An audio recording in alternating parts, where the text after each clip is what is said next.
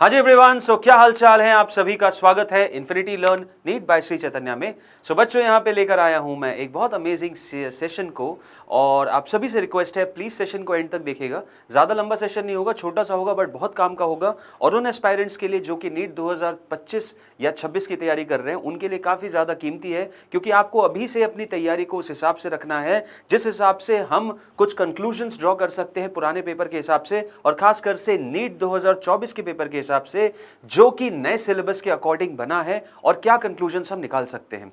तो देखो मेरी बात ध्यान से सुनो, नीट 2025 का पेपर कैसा आएगा एग्जैक्ट पेपर तो यहां बता नहीं सकता, अगर बता देता तो क्या ही बात होती, बट द पॉइंट इज कुछ बहुत बढ़िया और ऑथेंटिकेट कंक्लूजन्स निकाले जा सकते हैं नीट 2024 के पेपर को देख के और उससे पुराने जितने पेपर्स हैं उनको देख के। आप सभी जानते हैं लास्ट ईयर अक्टूबर में सिलेबस रिवाइज होता है एनएमसी के द्वारा और उसके बाद नीट 2024 एक पहला एग्जाम होता है।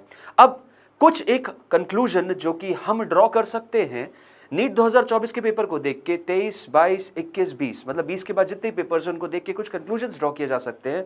तो कंक्लूजन्स ये ड्रॉ किए जा सकते हैं सर, सबसे पहला तो कि क्वेश्चंस किस वैरायटी के आ रहे हैं, किस टाइप के क्वेश्चंस पूछे जा रहे हैं एग्जाम में और एक स्टूडेंट को जो कि तैयारी कर रहा है अपने आप को किस तरीके के क्वेश्चंस को सॉल्व करने में यूज करना चाहिए, अपनी पूरी एनर्जी को किस टाइप के क्वेश्चंस को सॉल्व और किस तरीके से उसे पढ़ना चाहिए, क्योंकि पेपर कैसा आएगा तो तभी पता चल पाएगा कि सवाल कैसे आ रहा है। तो यहां पे एक बहुत बढ़िया सा एनालिसिस लेकर आया हूं मैं आपको कि यार नीट का जो पूरा पेपर होता है ना बेटा, उसमें 3 कैटेगरी के सवाल पूछे जाते हैं और जानते हैं वो 3 कैटेगरी कौन सी है फटाफट से। तो सबसे पहली कैटेगरी के जो क्वेश्चन आते हैं वो आते हैं डायरेक्ट कॉन्सेप्ट, थ्योरी या फॉर्मूला बेस्ड सवाल। डायरेक्ट कॉन्सेप्ट या थ्योरी है या डायरेक्ट फॉर्मूला बेस्ड सवाल आ गया है। दूसरी कैटेगरी जो आती है वो आती है जिसमें कॉन्सेप्ट भी रहता है और साथ ही साथ उसका एप्लीकेशन रहता है और उस एप्लीकेशन पे आपसे सवाल पूछ लिया जाता है। और तीसरी जो कैटेगरी आती है वो आती है आपकी concept plus application plus calculation. और इसमें अगर आप सोच रहे हैं कि सबसे ज्यादा सवाल किसमें से आते हैं, तो नीट 2024 में इसमें से 9 सवाल आए हैं, इसमें से 16 आए हैं और इसमें से 25 सवाल आए हैं। अब मुझे ऐसा लग रहा है कि आप लोग ये सोचोगे कि सर ऐसी कैसी बातें कर रहे हो आप, तो इसीलिए मैं यहां पे एक पीडीएफ फाइल भी लाया हूं जो कि आपके नीट 2024 के पेपर की है। यहां पे आप देख सकते हैं, इसको मैं टेलीग्राम पे अपलोड करा दूंगा। यहां पे हर एक question C1, C2, C3 category में बांटा गया हुआ है। जैसे आप यहां पे देखेंगे पहला क्वेश्चन है टाइटली बाउंड 100 वाला, ये डायरेक्ट C1 है, एक डायरेक्ट फॉर्मूला लग रहा है μ/2r से लग रहा है। उसके बाद फिर ये वाला सवाल देखोगे C2 है, यहां पे कॉन्सेप्ट है और उसके एप्लीकेशन पे सवाल पूछ लिया गया है। और आगे बढ़ते जाओगे आप देखोगे काफी सारे आपको C3 या आपको लॉजिक गेट का क्वेश्चन दिखा है जो कि C3 वैरायटी में आता है, फिर एक C3 वैरायटी में आ रहा है NLM का क्वेश्चन है। तो यहां पे आप देखेंगे पूरा का पूरा फिजिक्स का जो पेपर है इन 3 कैटेगरीज में ही बांटा हुआ है। आप हर एक सवाल के थ्रू जा सकते हैं और ना ही बस नीट 2024 की बात करूं मैं, नीट 2023 में बात करो या नीट 2022, 21, 20, हर एक नीट जो भी हो चुका है पुराने सालों में, अगर आप पेपर उठा के देखेंगे आपको at the end of the day यही 3 वैरायटी मिलने वाली हैं। कौन कौन सी सर? कैटेगरी 1 जहां पे डायरेक्ट कॉन्सेप्ट आ जाता है, डायरेक्ट फॉर्मूले पे सवाल आ जाता है, दूसरा कॉन्सेप्ट है और उसके ऊपर एप्लीकेशन है और तीसरा आ जाता है हमारा कॉन्सेप्ट, एप्लीकेशन और कैलकुलेशन। ठीक है सर, इस टाइप के सवाल आते हैं। अब बताइए जरा नीट 2025 का पेपर कैसा आएगा? तो इसमें कोई शक की बात नहीं है कि नीट 2025 का जो पेपर आएगा उसमें भी यही सेगमेंटेशन रहने वाला है। C1 कैटेगरी के सवाल रहेंगे, C2 कैटेगरी के सवाल रहेंगे और C3 कैटेगरी के सवाल रहेंगे। C1 कैटेगरी के सवाल आप आराम से एक्सपेक्ट कर सकते हैं 8 से 10 होंगे। C2 कैटेगरी के सवाल आप आराम से एक्सपेक्ट कर सकते हैं कि ये 15 से 17 की रेंज में रहेंगे और बाकी बचे हुए मैक्सिमम जो अराउंड 50% सवाल रहते हैं वो C3 कैटेगरी से रहते हैं, जो कि स्टूडेंट को सबसे ज्यादा दिक्कत देता है क्योंकि इसमें कैलकुलेशन भी आता है। तो यहां से आप एक्सपेक्ट कर सकते हैं कि आपके 23 to 26 क्वेश्चंस रहने वाले हैं। तो मेजर चंक जो रहेगा वो इससे रहेगा। अब इसके सवाल क्या बहुत ज्यादा टफ होते हैं? नहीं, बस कैलकुलेशन का एक एलिमेंट आता है, कॉन्सेप्ट रहता है, एप्लीकेशन रहता है और थोड़ा बहुत आपके कैलकुलेशन रहते हैं जो समस्या दे सकता है। तो सर हमें करना क्या है, हमें करना क्या है, हमें किन किन चीजों को फॉलो करना है? तो प्लीज जरा ध्यान से देखिएगा जो पॉइंटर्स यहां मैं बताने जा रहा हूं। सबसे पहली चीज तो आप जहां से पढ़ रहे हैं आप पढ़ते रहिए, बिंदास पढ़िए, अपने नोट्स को प्रॉपर तरीके से बनाते रहिए।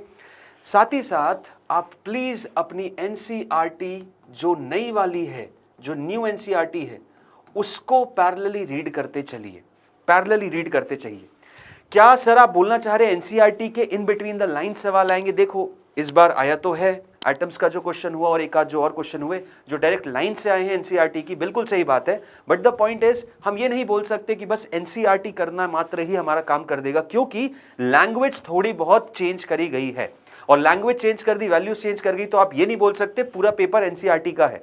नो डाउट हर एक कॉन्सेप्ट जो आएगा वो एनसीईआरटी में जरूर है, बट द पॉइंट इज आप ये जरूर नहीं बोल सकते कि सर अगर मैं बस एनसीईआरटी कर लेता हूं और कुछ नहीं करूंगा तो प्लीज ये इस चीज से आपका सिलेक्शन नहीं होगा और आपका सिलेक्शन रुक सकता है। तो नई एनसीईआरटी तो करनी ही है और साथ ही साथ क्वेश्चन प्रैक्टिस करनी है। अब क्वेश्चन प्रैक्टिस में यार बेटा देखो, तुम अपने डीपीपीस और एक मॉड्यूल कोई भी उठा लो, एक मॉड्यूल कोई भी उठा लो, उतनी प्रैक्टिस कर लोगे तुम्हारा काम बन जाएगा। तुम्हें पता है किन कैटेगरीज के सवाल आते हैं और इन्हीं कैटेगरी में से सवाल फंसने भी वाला है। और ये इन एडिशन आपको दो चीजें करनी है, आपके लेक्चर क्लास जहां पे भी आप देख रहे हैं उसको देखते रहिए, नोट्स बनाते चलिए, सब कुछ करते रहिए, बट पैरेलली जैसे चैप्टर खत्म हो जा रहा है एनसीईआरटी को रीड कर लीजिए।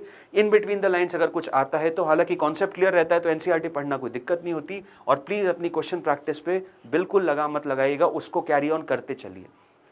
याद रखिए एक प्रॉपर अप्रोच रखेंगे तभी जाके ये एग्जाम को क्रैक किया जा सकता है। और नीट का पेपर जो नेक्स्ट ईयर आने वाला है वो रहेगा समवॉट इसी कैटेगरी का ही रहेगा, पूरा का पूरा एनसीईआरटी का ही, बट मेन मुद्दे की बात है क्या आप उसको निकालने के सक्षम हो। तो नेक्स्ट चीज ये है कि यार प्लीज अपने आप को रेगुलर बेसिस पे चेक करते रहिए और अपना सेल्फ एनालिसिस आपको करते रहना है। मैंने बहुत सारे स्टूडेंट्स को देखा है बस वो काम करते रहते हैं और ये बिल्कुल चेक नहीं करते कि हम कहाँ गलत हो रहे हैं, क्या हम उन गलतियों पे काम कर पा रहे हैं। अगर आप अपनी गलतियों पे काम नहीं करोगे तो आप इस हाईली कॉम्पिटिटिव एग्जाम में मे बी शायद उस रैंक को नहीं एक्वायर कर पाओगे जो कि आप देख रहे हैं हर साल बढ़ती जा रही है, हर साल कट ऑफ राइज करता जा रहा है। आने वाले 3-4 साल बाद तो आप ये देखोगे कि पेपर इतना ईजी हो चुका है, 720 में 40-50 बच्चे आ रहे हैं। तो प्लीज बेटा self analysis is very important, करते रहिए और अपने आप को बेटर करते रहिए। हर दिन आपको समझ में आना चाहिए कि हाँ पिछले दिन से मैं आज बेटर हूं, मैंने कुछ नया सीखा, मैंने कुछ नए टाइप के क्वेश्चंस किए और क्वेश्चंस इन्हीं कैटेगरी में से आएंगे। तो this is going to be the end of this session. I hope you have liked it. अगर अच्छा लगा तो प्लीज वीडियो को लाइक करिएगा। और भी कुछ इंटरेस्टिंग फैक्ट्स से रिलेटेड अगर आपको कोई क्वेरी है तो आप कमेंट सेक्शन में लिख सकते हैं। I will be ready to help you and make a video out of it. मिलते हैं अगले वीडियो में, तब तक के लिए बेटा all the best, thank you and bye bye to all of you.